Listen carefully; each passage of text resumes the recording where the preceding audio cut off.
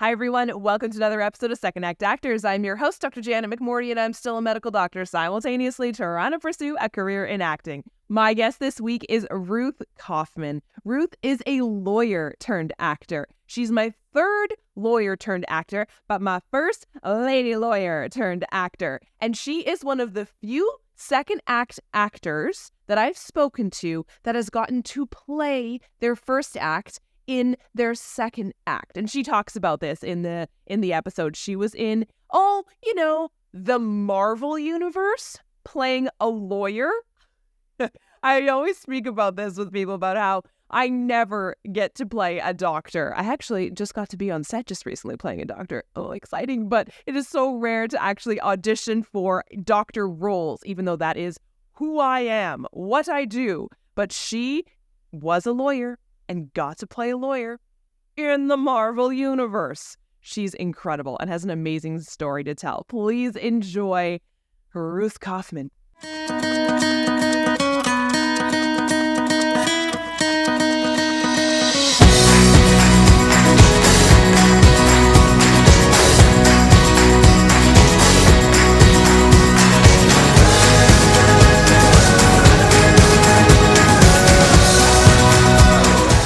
So Chicago, I've never actually been to Chicago, but I've taken some virtual Second City Chicago classes, some of those improv classes, and met a ton of people from Chicago just online.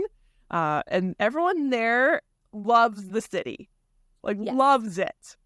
Yes. Yeah. Well, we have such great theater. There's acting opportunities, as you mentioned, improv, not just at Second City, but other places. I've taken at 3 of the main schools here, the complete programs. So there's just a lot for actors and people to do because it's a great place. It's a little chilly at this time of year, but we also have nice weather too, and the lake is beautiful, and we have great restaurants and parks. So I could be the spokesperson. Welcome to Chicago. Welcome to Chicago. Well, yeah, tell me your story. How did you get into acting, and have you always been in Chicago? I'm from Chicago. I did go away both for college and graduate school and for a very short time to follow a boyfriend. Very short time, but I always knew that I wanted to come back here for some of the reasons of the restaurants and theater and all the opportunities that the city presents. And I have always wanted to be an actor since basically kindergarten. I had my first little lines in our little holiday pageant, and I got a laugh, and I still remember that. And I thought, well, that's really cool to be able to entertain people. And that's just what I always wanted to do.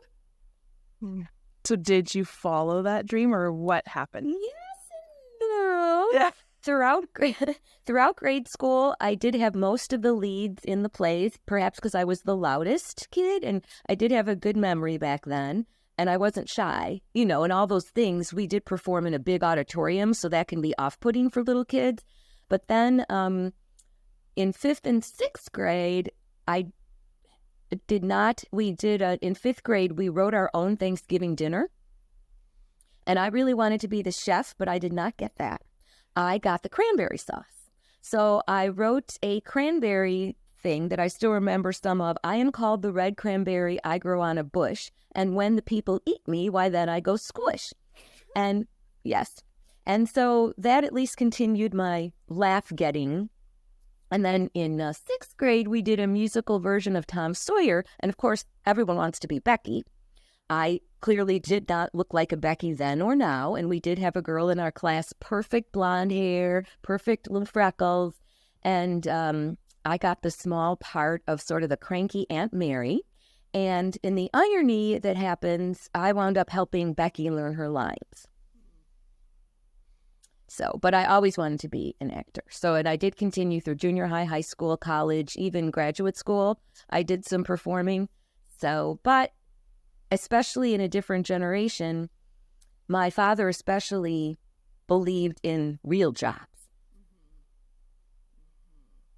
So that is a vein that comes through all the time when I chat with people who are these second act actors, right? Especially from the generation of Gen X and their parents, right? So the Gen Xers with their parents being the quote unquote silent generation who would have the same job for like 40 years and then retire and get the watch, right? Which Right. is no longer really a thing. I think it's just the longevity of it because, I don't know, we just live in a bit of a different time. Is that kind of a sense that you were getting when you were being raised? Yes and no. My father was a doctor who owned his own business, and I do see some sense to that theory that instead of working for other people, or as actors often do, yes, you can do your own content, you can do outreach, but a lot of the time we are being judged by other people and waiting for auditions to come in, or even if we get the dream audition and we do a good job, as you well know, there's no guarantee. Oh, she has red hair. Oh, she has dark, the littlest thing can keep you from success in a role, whereas if you own your own business, you in theory have more control and maybe can become a financial success that way. And that's what his big concern was. He just, who hasn't heard of the starving actor? Oh, yeah. Yeah. So with that being part of who you are, like ingrained in as your childhood, did you want to go to theater school? Were you allowed to go to theater school? Yes. Or what did that look like? I think I have a lot of yes and no answers. Yeah. My father was also gracious enough to pay for college, which is a great gift. And I could have, I suppose, chosen not to accept it and carve my own way.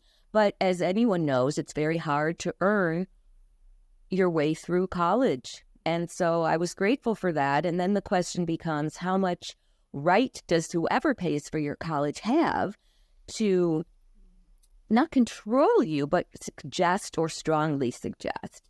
And I did apply to Northwestern in Chicago, and I got into their theater school. So he wasn't averse to that, but I had decided I was going to get a double major wherever I went, so that I could say, here's my acting major and here's my practical major. So I wound up going to Michigan, University of Michigan, Ann Arbor, and I got an econ degree and communications with radio, TV, film. And then you went to grad school after that? Yes.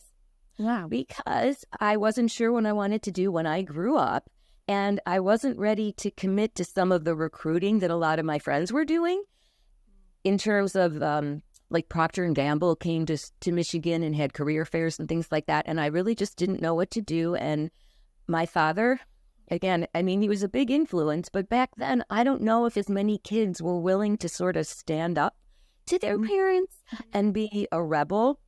Again, and this is an interesting point too. This is also the days before the internet. So you couldn't just sort of hop online and be, how can I put myself through college? How do I tell my father this is what I really want? Yes, there's false information out there, but I do believe the internet quickly gives you a sense of direction. And back in my day, I would have had to go to a library and find myself, the catalog cards and hope somebody wrote a book.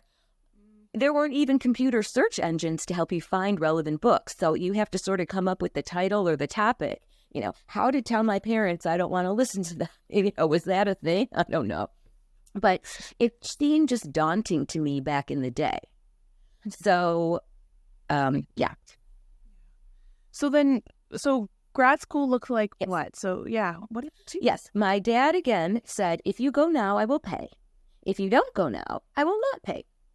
So since I wasn't sure what to do, I did love school.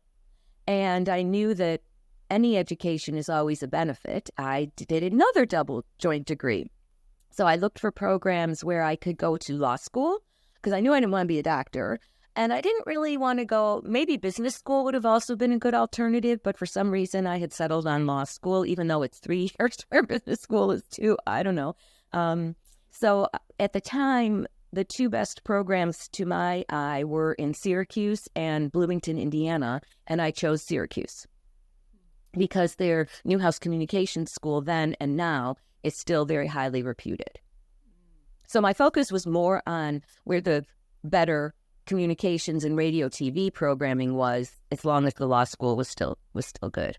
That's so interesting. It's like, okay, there's this deep down passion, but you're like, I guess I'll go to law school. Well, But again, it's hard not to listen to the practical side. And I did not want to be a waiter as an adult. I know some people do and like it, but that just wasn't me. But in law school, I was able to find a lot of ways to keep being creative. I was the female anchor for a cable comedy news show called Newswatch. I sang in the symphony chorus. I wrote for the law school newspaper. I interned at a public television and radio station. And then I was a classical radio announcer. So I did always try to maintain. I also performed in my law school's satirical musical reviews that we did each year. So I always was trying to keep a creative thing ongoing, even while pursuing 2 degrees. Yeah. So you finished law school. Do you practice as an attorney like up until now? No. I followed the previously mentioned boyfriend. He was a news reporter anchor. He had gotten a job in the South, and I followed him there, where I quickly got hired to be a radio station account executive. So I was selling radio advertising time, and they also, which was great, let me do commercials. So I was also writing and voicing my own commercials with mostly another female DJ who had a super deep voice. So I was kind of always like well, how do I get my clothes dry cleaned? Well, you go to so-and-so cleaner. So even with a sales job, I was trying to find ways to be creative and still do a little bit resume building. But he ultimately, through a long story, wound up moving to a different market until then I moved back to Chicago for a different job that was also not very creative. But and that was actually for me the hardest job because, excuse me, it required a lot of travel. I was selling radio ratings for what was then called Arbitron and is now called Nielsen. Nielsen bought them. I had interned for them in college, and they offered me a full-time position. And the pay was great. I liked the people, but I covered 10 states, so I was constantly traveling. So that made even taking an acting class very challenging because I couldn't always say I won't travel on a Thursday when my class is. So that was a little frustrating for me because it was harder to pursue other things at the same time. So then, and that was what brought you to where you are now, and what does life look like now for you? Well, I did the Arbitron thing for 3 years until, honestly, the traveling became so grueling. Again, this is a time before the internet. There was no GPS. You might have a trip tick from AAA. You might be able to have like a paper map, but when you're driving random places by yourself, no cell phones, so you couldn't even call the people. So I was in some rural place in Wisconsin, and I was running late because of traffic, even though I'm usually on time, and I couldn't find where I was going, and I inadvertently ran a stop sign, and I pulled over, and I started crying. I was just so frustrated. I'm like, I can't do this, like, constant travel and driving. Again, no internet, no cell phone, no laptop. That's a lot. Think of how, even if travel is frustrating today, you have these modern, and some of the hotels I stayed in didn't even have remote controls for the Anyway, so I'm sitting in Wisconsin, sobbing in my car. And I'm on a rural road. Like, there was no real, chances of even getting caught for this violation or hitting anybody. Should I be admitting to a crime? I don't know. But it was so long ago. Anyway, I did this. I'm crying. And this woman comes up to me. And she rolls down her window and she's like, "Are you okay, hon?" And that made me cry even harder. And I'm like, this is the end. I cannot do this job anymore. So I left that. Then I decided to use some of my savings to actually pursue acting full time. However, this was a long time ago. I believe I still look young for my actual age, but I looked really young then. And I wasn't ready. I hadn't taken enough acting classes. I really didn't know what to do at auditions. It was intimidating for me to go into these casting lobbies where everybody knew each other and I was the newbie and everyone's like, "Sarah, Janet, hey," and just being so confident and comfortable. And it was just, I didn't really know how to take direction in the room very well.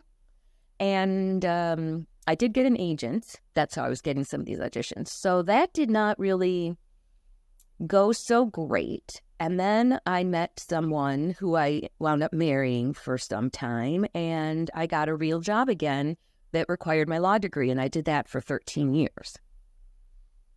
But I was able to take acting classes, improv classes, did a lot of extra work during that time just because it was easy to get the occasional day off work for that. It was harder to go to in-person auditions when you have a real day job because it was, even though I became very close with some of my clients and they said, if you can't come to one of our meetings, we won't tell, because they knew I wanted to be an actor. But it was very hard when you have a 2:00 meeting and then you get a 1:50 audition, miles away. I just wasn't comfortable doing that. So I did that 13 years and I did book a couple things. I did book my first TV commercial during that time, which was fun. I started booking. When did I start doing voiceover? No, I wasn't. I was doing mostly on camera then, not voiceover, because back in the day, voiceover, I guess I let barriers to entry be very daunting to me.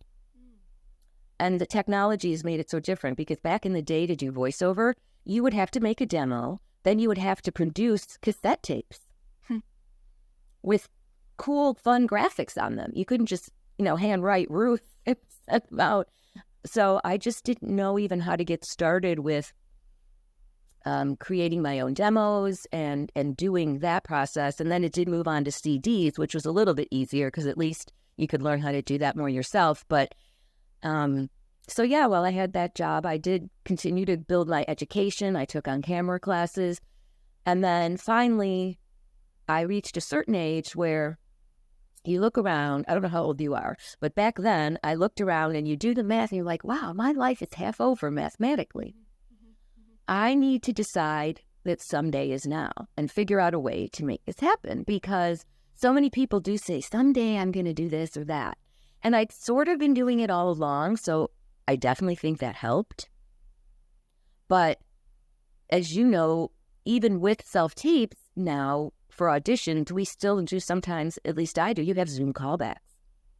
And yeah, maybe you can sneak it in your office, but you need to be able to control the setting and the quiet and the technology. And so I quit my job at the end of 2005, finally. And since it was the holidays, not much happened. So I really jumped in 2006. I took some voiceover classes, had my first voiceover demo made, and I already did have an on-camera agent.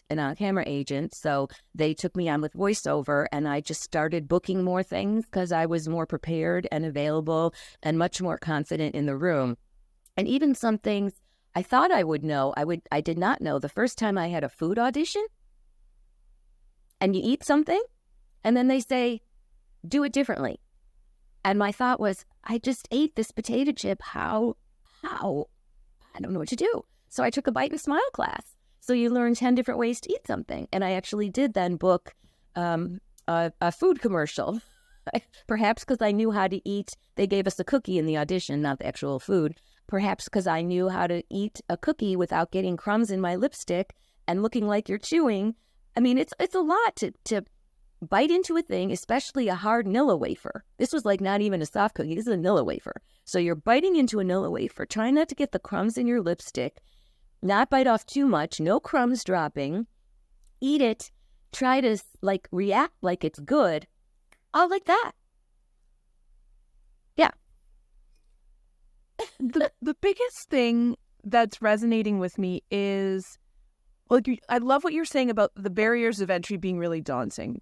And I feel that. And I think it's because, and let me know what your thoughts are, because we don't come from a traditional theater or film school, and we don't have our people around us saying, this is what I've done to have success, here's what you should do. There's no mentorship and stuff like that. We're trying to figure it out on our own. So it can seem extremely, extremely daunting, especially like you were saying, in a world in the time before the internet when you have to Dewey Decimal System card catalog, figure out if there's a book called How to Be an Actor. How did you know? This is so funny. How did you know what to do, Ruth? But how build that? By 2006, there were computers and the internet. Hallelujah. Hallelujah. So again, even though there's a lot of false information, if you sort of just do a basic search, how do I get into voiceover? You can start distilling the basic steps and then at least do some further research from there, or find vendors or classes to take or places to even, more places to study if you want to do that. So that was really helpful for me. And maybe I was just, I hate to think I was lazy, but I just felt so, I don't even know how I'm going to figure this out. And then I just finally, someday is now, I'm going to figure it out. Mm-hmm, mm-hmm. A great quote that I'd read once, I think it was Glennon Doyle, who was talking about, she's having this feeling of like, maybe in my next life, maybe in another life, I would have done this. Yes, literally no other life. Right. And so, right. And it was risky to leave a good paying job. I had 4 weeks of paid vacation plus personal days and holidays. And I would say that's the biggest thing I miss, because now when things slow down over the holidays, or gainfully employed, if you will, people are getting paid for vacation days. So they're getting paid to enjoy their meals or take a vacation. And it's not always even just about the money per se, but when you are getting paid vacation, they're sort of paying you to go on vacation, whereas your holiday is coming out of your literal pocket. And so, and the whole insurance thing, but that we could do a whole separate thing up. But yeah, so that would be the biggest thing I miss. And also, too, the constant camaraderie of working with people in an office every day. So how do you get over that fear? Because so much of the reason why we go into these stable jobs, I think, is obviously stability and control. And to go into something like acting where there is literally none of that, like it just doesn't exist and never will. You have to make it for yourself. How do you get into that shift in mindset to be like, this is okay? It's not easy. And especially, I think some actors are like me, where you sort of go through a feast period and then a famine period. I would call a feast period when auditions are coming in and some bookings too. But then you can do all that and think, this is great. And then there could be a month maybe with minimal auditions, if any, and no bookings. And in those times, even after doing this now for so many years, it still creeps in. Am I a fraud? Do people forget about me? Am I in an age where there's just not many roles, which I do think, and we could do a whole nother thing on this too. Again, I think you're younger than me, but there's definitely grandma age and mom age. And I believe there's sort of a gap in between where you're neither. Yep. And I'm currently finding myself in that, I think, where I get a lot of grandma. They say grandma, or they'll say my actual age. But so far, I haven't really booked those. But then I'm not always put in the slightly younger age group. So these are things that I did not really take into account when I was deciding what age to do this. Now, for voiceover, I still get things in my 30s, and I sometimes am not sure if I should do things that say senior, because I'm not going to, you can fake, but I'm not a good enough voice actor, and that's not really what voice acting is to pretend to be a senior. Maybe if you're doing audio drama or something, but for narration and things, you're just you, and you sound how you sound. And I don't believe I sound like a senior at this time. So there's a lot of challenges, I believe, at whatever age, because I also have some younger friends, younger than I believe you as well, and they're struggling because there's so many of them. And how do you compete when you're in your 20s and 30s? And especially, I'm not going to name any names, of course, but, I know some people in their 20s who just think they're the cat's meow, because in college they were everything. And they just don't understand. Now they're they still may be the great person that they are, but to even get in a room to get an audition is a challenge. And these are things we cannot control. So to go back to your question of how do you get over the fear, I'm not good at that. I don't have advice for that. I just think you just keep plugging on. And at some point you just have to, leap and the net will appear. The Artist's Way, do that book, see if that'll help you. And and try to have a support network of other people who kind of understand, and not if you have a critical family. Yeah. Or judgy people, or people, here's another thing. A lot of people don't really understand what actors do, which is fine. But when you say you're an actor, it took me a while to learn to say I do on-camera and voiceover work. Because if I just said I'm an actor, people go to theater. And then they're like, well, I haven't seen you in any, what have I seen you in here? Or why aren't you at the main theaters in Chicago? They'll list a few, kind of a thing. Things like that. So even I didn't know, for example, for voiceover, how many other things there are besides commercials when I started. And I don't even do mostly commercials. So even people who want to be an actor might not know where they would even really fit in best to acting. And they think this is what I want to do, but I do think at some point it comes down to what people are going to hire you to do. And you want to be versatile and think you can do everything, but at some level we look the way we look. I don't think you and I would ever, unless it's just female, or female presenting, whatever the correct verbiage is today,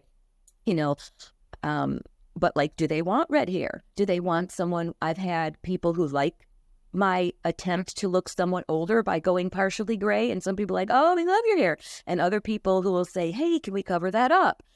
So even your hair can be polarizing to whether you get cast. It has nothing to do, especially for commercials, with, can you say, this is my mouse? There's just so many factors, and that is always going to be the case.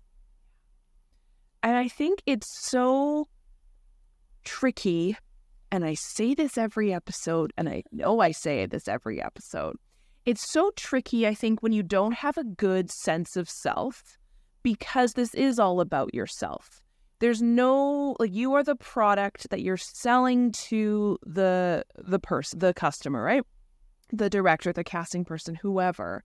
There's no in between of I build chairs, right? Here's my chair. The customer says, I don't like that chair. I'm going to go to another chair. You're like, fine. That's not me. It's the chair you didn't like.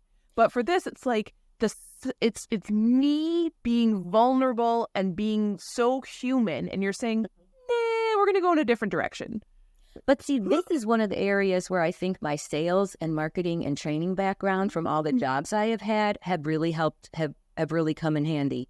Because in sales, even if you have the best product on the planet, you are the product, and that's how you have to see yourself. Some people will like my product, so it's the same as a chair. You might, or a mouse. Some people, I only have blue mice. I don't want a blue mouse.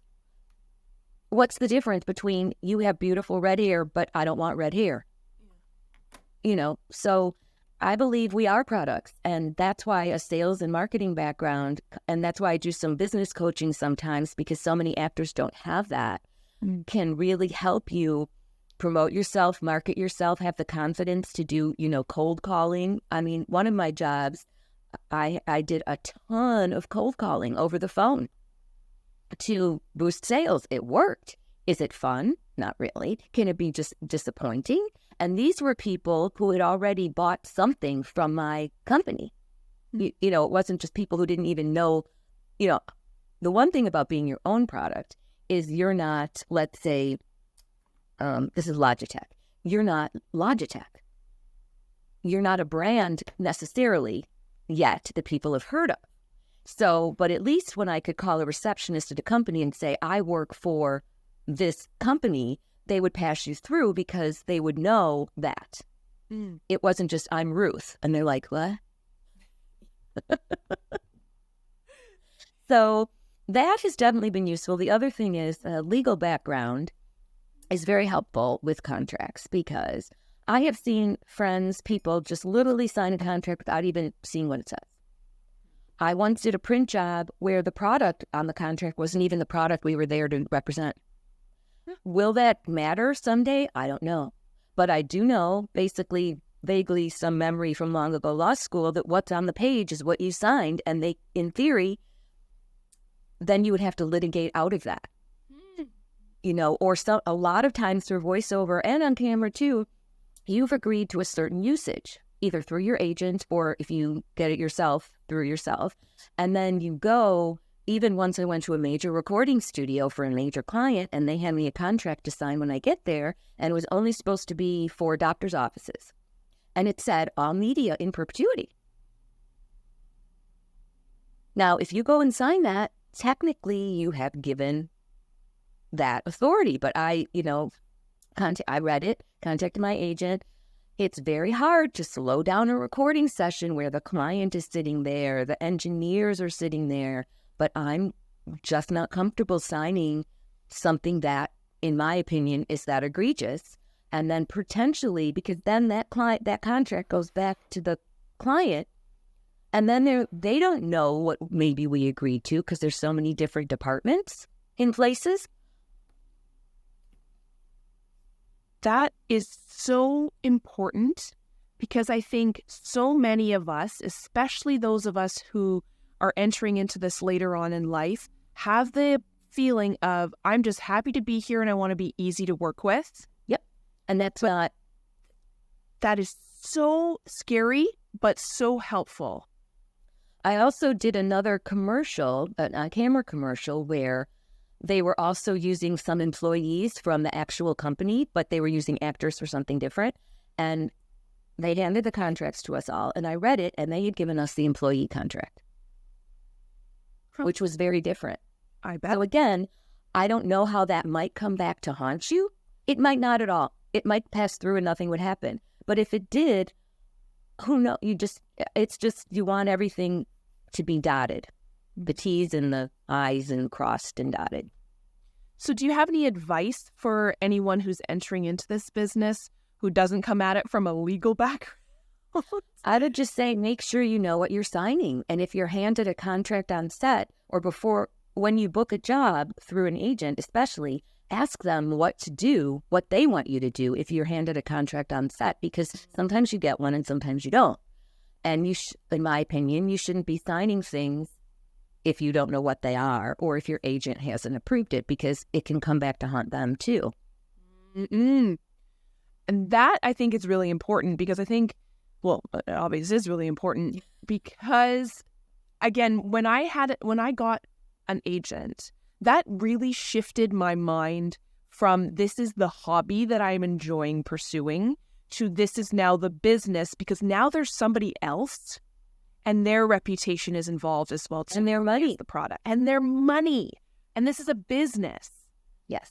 And that's what a lot of people don't think. Some people are so desperate for credits and work that they will do a lot of things that perhaps aren't beneficial to them, both physically and financially. And in some ways, the online marketplace has worked backwards to undercut the market because people can post things now for free and call it a professional pay, where you as a novice might see $50 for a voiceover. That's awesome. That's nothing. And if you don't know the difference or understand what market rates even are, then you can't even make a decision. For this project, I'm willing to do this. Or these are people I really want, whatever the reason is. Will you work for free? Can you afford to work for free? That whole time management question, because there are occasionally projects I still want to do be an extra on, just because I don't think I'll get an audition for it, and I would just like to be on that set. But once you've committed to that, what if I do get an audition for something else? Am I willing to, and it's not always, again, just about the money. Well, for a lot of people it is, but at some point, it may be less about the money unless it's a huge opportunity. But if you get a similarly compensated opportunity, but you've already committed to be an extra instead of a principal in something, it's very hard. That's a hard thing too, because especially when you're in a famine period and you're just like, give me something, and you just want anything. But it's always a balancing act every single day. And how motivated are you? Again, because I was in sales, I do definitely go through periods of not motivated times where I'll just dust a lot and make sure my socks are folded. But a lot of the time, I know how to set goals and I know how to have a marketing plan and a business plan. And I'm not afraid to do that kind of thing, but some actors don't even know where to start and I've seen this many times, don't even want to put forth the effort to figure it out. They just assume I have an agent now, I'm done. And I don't think that was the case back when I first quit my job, and I really don't think that's the case today, because there's a lot of work on Facebook and other places in terms of networking that require you to always be outreaching, in my opinion. How do you, what do you recommend for that, for networking and for outreaching? Because I know a lot of, especially newer actors, feel shy about doing that. They don't like... Too bad, so. Too bad? Good. I would say, this is my opinion, I would say if you don't even have a headshot, this is not the time. Even maybe for a beginning project, I just don't think a selfie, maybe if it's a student film, but the more materials you have to start building your brand and who you are, the better off you'll be. I know for a fact, for example, because filmmakers have told me, and these aren't always even bigger films, they can be student films or small, just short films, they're so happy when people have quality footage to see that sometimes they might not even look at the people with no footage. So I'm not saying it's not a catch-22. It is. But jumping in without doing any preparation, like if you haven't taken any classes, how do you think you're going to know how to handle an actual audition, or how you're going to handle a day on set, or how to even behave on set? These are somewhat learned skills. And you can learn some things by being an extra. You can certainly get some assessment of set behavior by being an extra if you're close enough to the action. That's very helpful. Or how a big set operates. Very helpful for beginners to at least do. And I do think that reassures some people that at least you have been on set and not out. So I would say, start following some casting directors on social media and listen to their advice, which can also be conflicting, which is hard. But just start getting involved in the community online. You do have to invest some time, but at least following people and watching their reels and things is free in terms of cash outlay. But I still feel people need good headshots. Start seeing if you can do some student films to get some on-camera time. Some of those now, because the technology has changed, are on excellent cameras, and some of them do have good enough audio, even, that it's a clip of something. But having nothing in a competitive world like today can make it challenging, unless, again, you have the exact look. If they're desperate for somebody with a gray streak and I'm the only one that pops up and I have no experience, that might get you in the door. But being prepared and learning your craft and the business, and it takes a lot. I'm still learning. Do you have any favorite on-set stories or memories? Good ones or bad? No. Either or. I'd have to say my favorite good one was definitely doing She-Hulk Attorney at Law for Marvel Studios. I've been on some major sets before and had some great opportunities, but this just was by far and away the most fun, the coolest thing I've ever gotten to do. And it was also just fun. Not that films aren't fun, but, I was playing a superhuman attorney representing a shape-shifting light elf. You just don't get to do that every day. There's nothing wrong with being a mom. I love being a mom. I've been a lot of therapists and psychiatrists. I'll love it. But it's also fun to get to do something really cool. And like, how many times part of my lines were about Megan Thee Stallion, and she actually appears later in the episode, so it's like, it was just such a confluence of all fun things and so super exciting. And just to even be, I'm in the MCU now and my character has its own wiki page, and it's just really, really cool. It's the coolest. It was so cool. So cool. It was so cool. But I couldn't talk about it for so long. For very long. So that was really hard. The fact that you actually got to play an attorney. I know. And you are one. Like, that's so cool. That's the beginning of the coolness. It might have helped because it might have helped. I don't know that, but it might have. Yeah. because I did have to say some legally things. So. And do you have any horror stories? I would say the hardest one for me was I had a bagel audition once. You always want to do a good job on any audition because even if you don't get that thing, people do remember. And if you do a good job or they like your look or whatever, and they think, she wasn't right for this mouse commercial, but we're going to bring her back or we want to add her to our, continue to coloring list. It was a bagel audition. And it said right in the copy that you're supposed to have your cheeks full of bagel and kind of be like, oh. But then you have to spit it out at the end and actually say something. So I took this, and they give you a spit cup. So that's another thing. Like if you've never even thought about what a spit cup is, you have to think about that. Because you spit the food into the cup. You can't swallow it. And like, of course, when I did my main food, what? How would you talk? Yeah, you can't swallow. Yeah. But even when I did my national commercial for eating food, the food that they actually brought you wasn't hot, it was cold, and you're eating this food all day on a set, not on the audition, but on set you're doing bite after bite after bite, and so you have to learn how to anyway. But back to where we were. So I'm in this bagel, I have this huge mouth of bagel. My mouth was so dry I could not get it out in time to say the line. Now, on set, maybe they wouldn't care. They would care because they're going to have to cut away somehow. But like when you're doing the audition, it did not go well. Oh, man. And also, sometimes being an extra, you're not treated very well. So I did write a novel called My Life as an Extra that may or may not be based on some of these actual stories. I don't know that answer.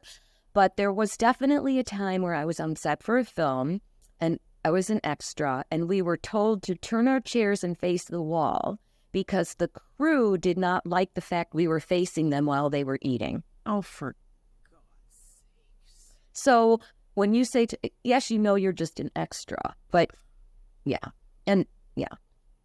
So you wrote a novel about your life as an extra, so we can find that in the library when the internet is down? It's on Amazon.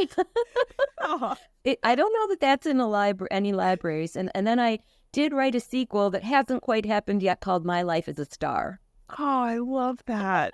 That's awesome. That's amazing. I'll definitely link that to the Amazon because there are so many people that I chat with. Because I am the same as you. I did a lot of extra work prior to now moving into principal work, and I think it's so important, especially here in Canada when there's such limited things to teach yourself how to be on set.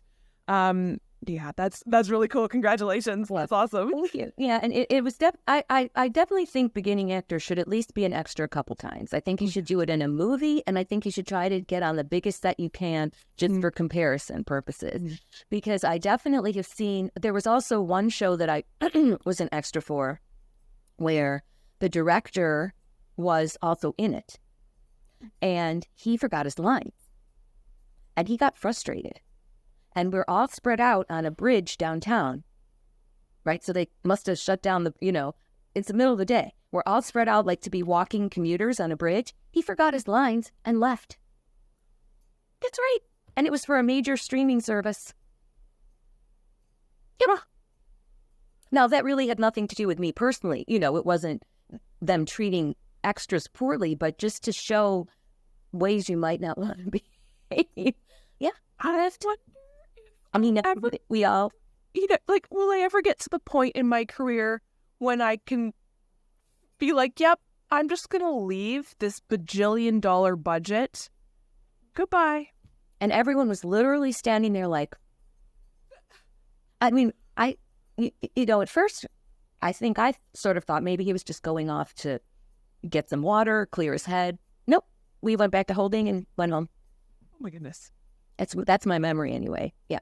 But, so you definitely learn how to behave. And you also get to watch actors. I worked on Public Enemies with Johnny Depp and Michael Mann.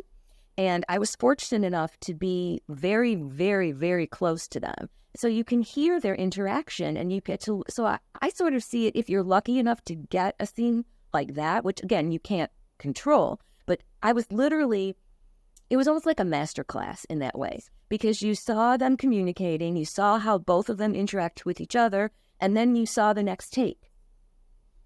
So that is one reason I think extra work can be helpful. But if you're a pedestrian in a crowd, obviously you still learn things, but you don't get the intimate benefit of hearing everything the director's saying or watching how they run their sets.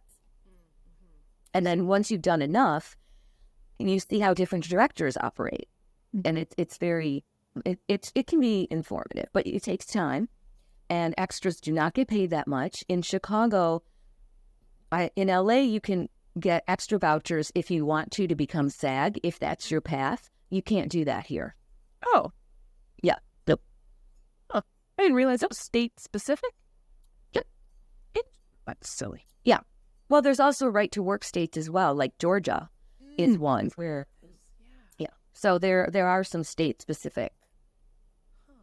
Yeah. So, I mean, but that's another thing that a lot of actors that I know that are beginners, I can't wait till I can join SAG. Well, in some markets, that's not, at the beginning especially, that's not the be-all, end-all. And when you are SAG, you're competing with you're cutting yourself, and this is just my opinion, especially at the beginning, and I've heard some industry professionals express this as well, that at the beginning, you don't want to rush to join because you just don't have the credits or experience or backup necessarily to help you compete in that pond. So it's a personal choice, but if you don't know all your options and don't understand the differences, you can't make an educated decision.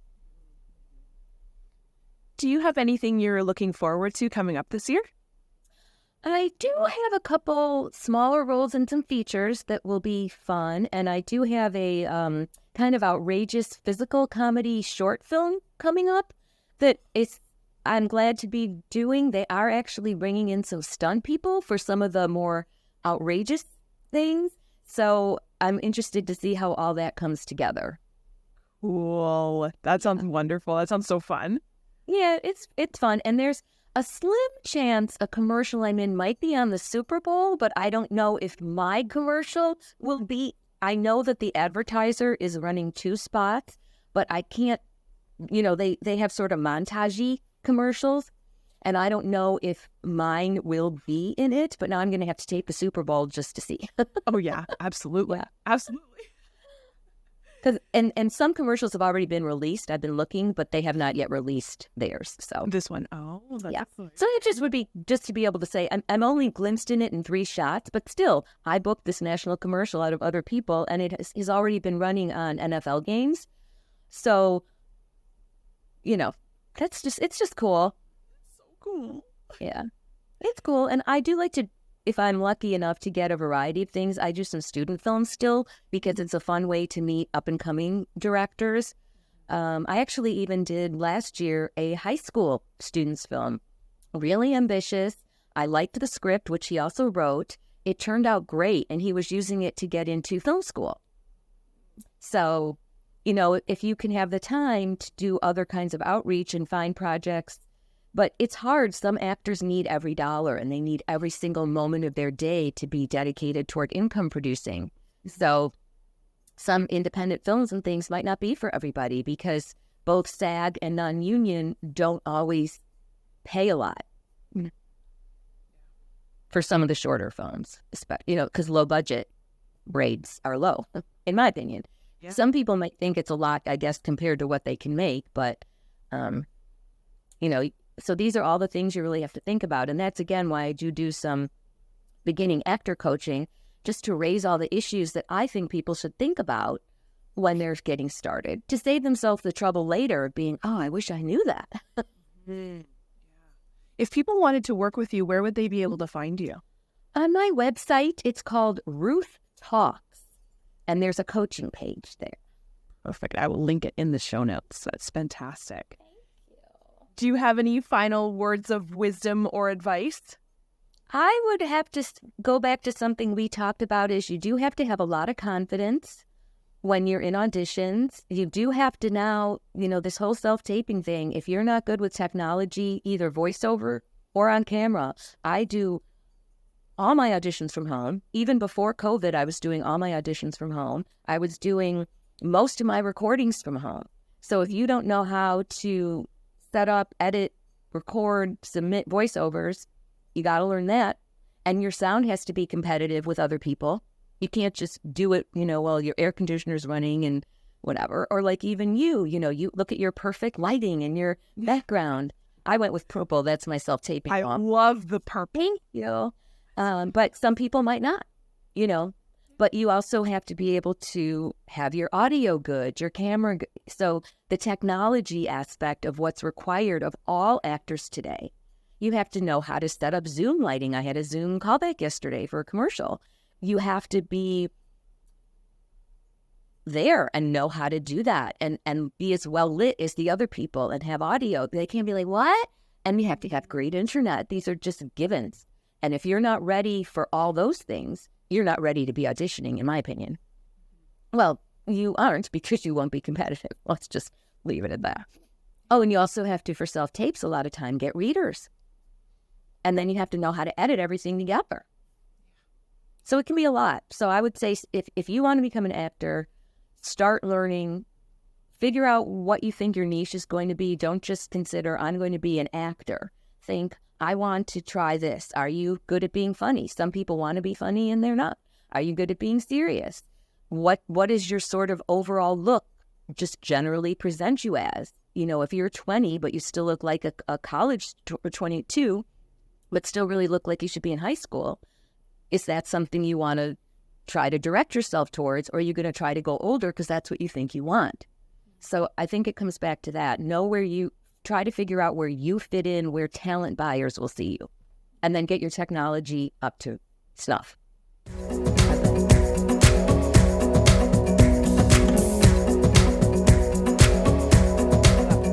Thank you, everyone, for tuning in, and thank you, Ruth, for being my guest this week. Thank you so much for taking the time out of your busy schedule to share your incredible story with me and with my listeners. I hope you all will tune in next week for another episode of Second Act Actors. Bye!